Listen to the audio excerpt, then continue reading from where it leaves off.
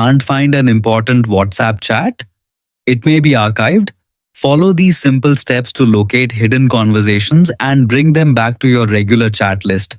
To find your archived chats, start by opening WhatsApp on your phone and navigating to the Chats tab.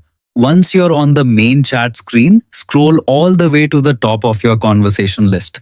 You will see an archived section near the top.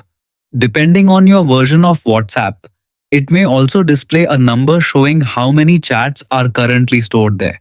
Tap Archive to open the folder and view all of your archived conversations. From here, you can read messages, send replies, and manage your chats just like any other conversation.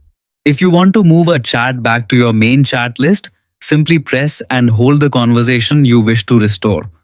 After selecting the chat, look for the Unarchive icon at the top of the screen. It typically appears as a box with an upward pointing arrow. Tap this icon and the conversation will immediately return to your regular chat list. Keep in mind that archiving a chat does not delete messages, media, or files. It simply hides the conversation from your main inbox to reduce clutter and help you stay organized. And there you have it. Your archived chats are now easy to find, view, and restore whenever you need them.